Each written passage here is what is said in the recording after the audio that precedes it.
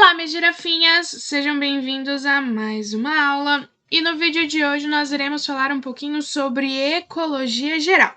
Eu sou a professora Tayane Amorim e a matéria é biologia. Então, o que nós veremos no vídeo de hoje? Então, nós teremos uma pequena introdução sobre o que é ecologia geral, alguns conceitos dentro de ecologia, os níveis de organização e os ramos de estudos que a ecologia pode, então, ter.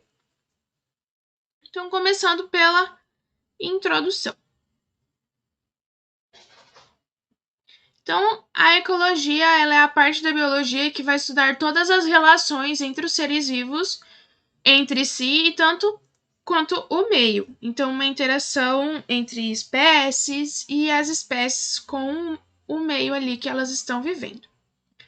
Então, o termo ele foi usado pela primeira vez em 1866 por Ernest Haeckel, e ele vem da junção de duas palavras gregas, que é oikos, que significa casa, e logos, que quer dizer estudo.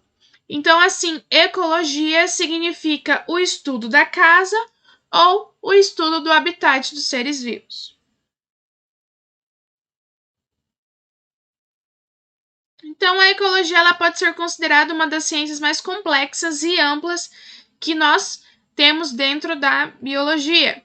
Então, para compreender o funcionamento da natureza, ela envolve vários campos de estudos dentro de uma só temática, como evolução, genética, citologia, anatomia e até a fisiologia dos animais. Então, alguns conceitos dentro da ecologia.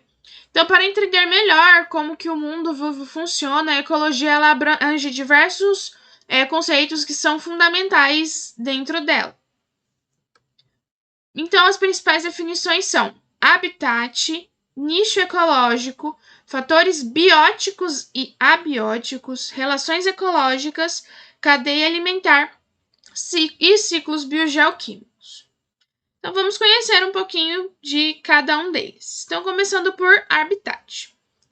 Então, o habitat é um lugar onde o organismo vive e ele se desenvolve, que é representado pelo conjunto de fatores bióticos e abióticos. Então, ele é caracterizado por uma forma vegetal ou uma característica física predominante. São diferenciados entre terrestres e aquáticos. Então, entre os aquáticos, temos ainda os de água doce e marinho. Então, em seu habitat natural, os organismos eles encontram as condições necessárias para a sua sobrevivência. Então, cada um tem a sua condição para que ele consiga, então, sobreviver. Então, o leão, eles têm as savanas africanas, a onça-pintada, as florestas da América do Norte, Central e Sul, o peixe-boi, os rios amazônicos, os caranguejos, os manguezais e os camelos, os desertos.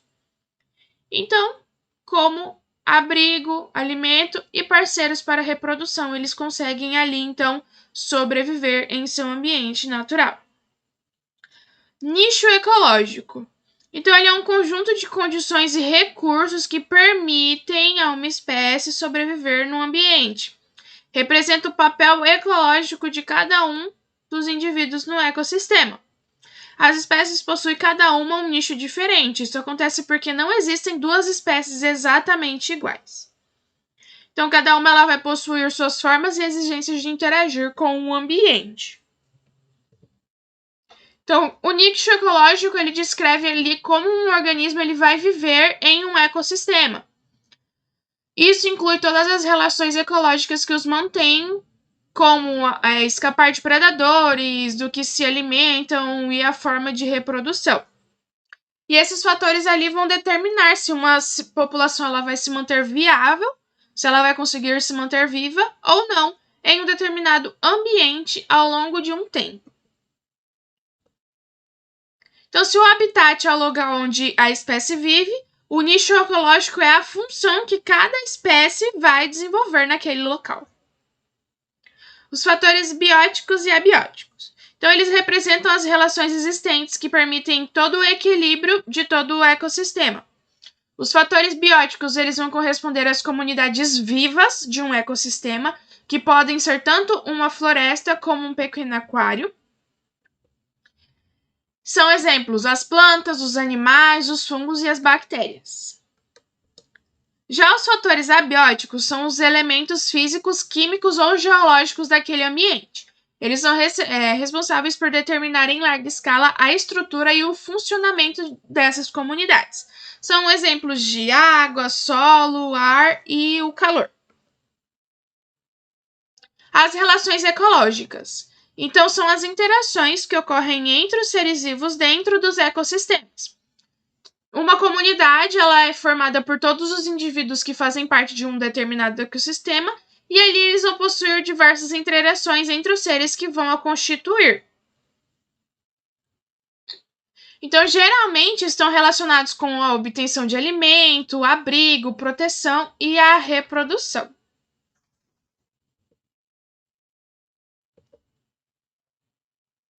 As relações ecológicas elas podem ser classificadas da seguinte forma, segundo o seu nível de interdependência. Então, elas podem ser intraespecíficas ou homotípicas, que é para os seres da mesma espécie, como as formigas. Então, as relações entre as formigas entre si. As interespecíficas ou heterotípicas para os seres de diferentes espécies, como as formigas e as lagartas, as formigas e as joaninhas, e ali como elas vão se relacionar. Então, segundo os benefícios ou os prejuízos que elas podem apresentar. Então, as relações harmônicas, quando o resultado dessa associação ela é positiva, onde um ou os dois são beneficiados sem prejuízo de nenhum deles. Ou relações desarmônicas, quando o resultado desta for uma relação negativa, ou seja, quando um ou ambas espécies elas vão estar sendo prejudicadas. Cadeia alimentar. Então, ela é o percurso de matéria e energia que se inicia sempre com os produtores e termina sempre nos decompositores. Então, ela corresponde à relação de alimento, ou seja, a absorção de nutrientes e a energia entre os seres vivos. Podemos dizer que a cadeia alimentar ela vai se referir ao processo em que um ser vivo serve de alimento para o outro. Os componentes da cadeia alimentar vão corresponder a toda a parte viva que ali a compõe. Então, eles são classificados em produtores, consumidores e decompositores. E cada um deles vão representar um nível na cadeia alimentar, um nível trófico. Os ciclos biogeoquímicos. Então, eles representam todo o processo realizado entre a energia e a matéria, que por sua vez eles vão se movimentar pelo ambiente de uma forma cíclica, fazendo assim uma ciclagem dos nutrientes essenciais à manutenção da vida. O que é de forma cíclica? Um círculo, então tudo que vai subir, vai descer. Então, alguns exemplos dos ciclos biogeoquímicos é o ciclo do carbono, do nitrogênio, do oxigênio e da água. Então, os níveis de organização. Ao estudar a ecologia, é muito importante saber que ela se divide em níveis de organização. Então, elas vão se dividir em população, comunidade, ecossistemas, biosfera. Então, vamos começar pela população. Então, a população ela vai representar o conjunto de organismos de uma mesma espécie que vão viver juntos e apresentar maiores chances de reprodução entre si. Inicialmente, essa organização era utilizada apenas para grupos humanos, mas depois ela foi ampliada para grupos de organismos. As espécies, por sua vez, são os organismos com as características genéticas semelhantes, como as formigas, que nós temos de exemplo. Então, com isso, o cruzamento de indivíduos da mesma espécie gera, então, descendentes férteis. As comunidades. Então, representam um conjunto das populações que vivem na mesma região. Então, no qual vivem em um determinado local, com condições ambientais específicas e interagindo entre si. Também chamado de comunidade biológica, biocinese ou biotipo. Os ecossistemas. Então, os ecossistemas são um conjunto dos organismos vivos e seus ambientes físicos e químicos. Então, aqui já vai abranger um todo. Ele representa um conjunto de comunidades que habitam e interagem em um determinado espaço. A reunião de diferentes ecossistemas é conhecido como bioma e nele estão reunidas várias características próprias das diversidades biológicas e das condições ambientais. Então, a biosfera.